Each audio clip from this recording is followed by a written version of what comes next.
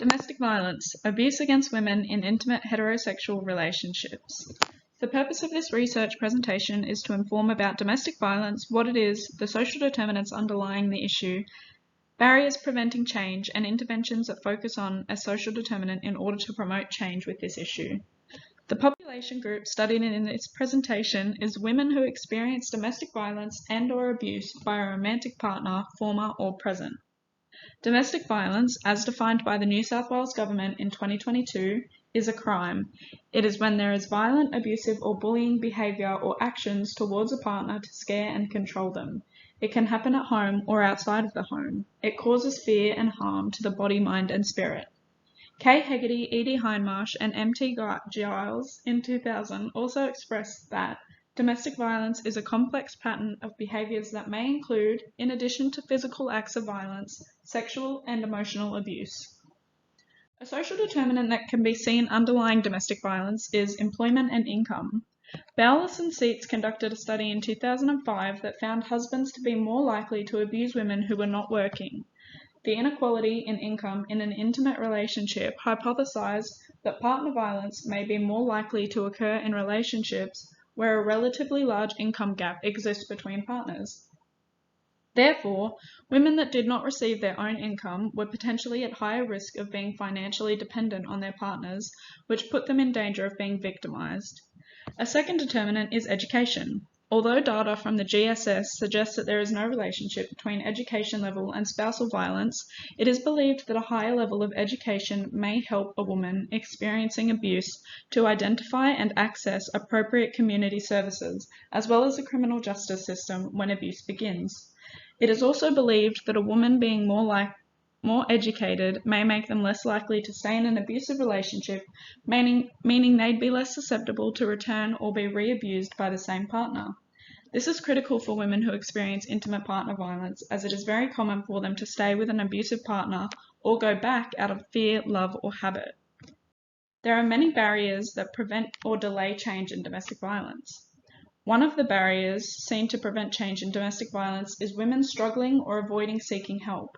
This occurs for many reasons. One being that some women, often due to their upbringing, perceive domestic violence as a personal matter that is solely to be solved between the couple involved.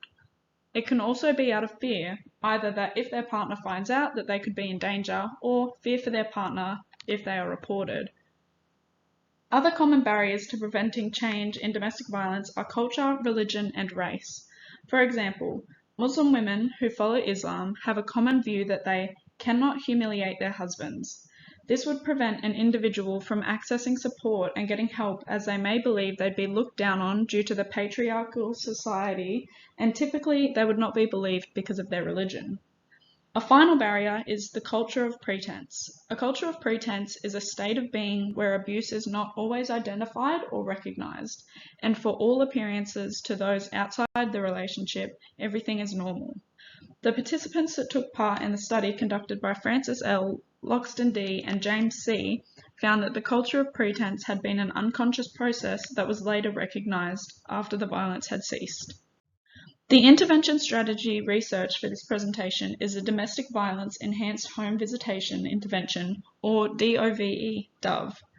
The intervention addresses two social determinants of health that can be associated with domestic violence against women in intimate relationships. DOVE focuses primarily on women in the perinatal period of pregnancy. The premise of the Domestic Violence Enhanced Home Visitation Intervention is to enhance child and family development and improve health and safety outcomes through integrated intimate partner violence, or IPV, identification, assessment, and prevention. This addresses healthcare services as a social determinant, as it provides women with a more accessible and comfortable way to access healthcare and have a safe place to speak out. The second social determinant of health that it addresses is education. DOVE seeks to provide women with an education about the harmful effects of intimate partner violence. They are connected with support resources and, if safe to do so, are supported for healthy relationship promotion with fathers and other men. This provides women with a chance to be more educated and discover what they are experiencing is abuse and is not okay. This intervention combines a structured intimate partner violence empowerment intervention with public health perinatal home visits. An interactive approach that emphasizes on support, empathy, and respect for women's disclosure of abuse provides violence-related screening, assessment, and education. The women that are visited by nurses are provided with information about IPV, the options in violent relationships, and child development. The nurses help to build related skills such as parenting, accessing violence support resources, and safety behaviours. Decision-making and problem-solving skills are also taught to the mothers by the nurses in order to enhance a woman's sense of empowerment. This DOVE intervention model, based on qualitative data, shows that women whose violence was addressed early during the nurses' home visits are making positive choices to improve not only their own lives, but the lives of their children.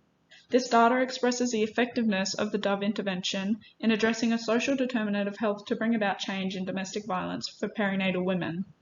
Women who have expressed that being able to talk about the violence with the home visitor has been powerful.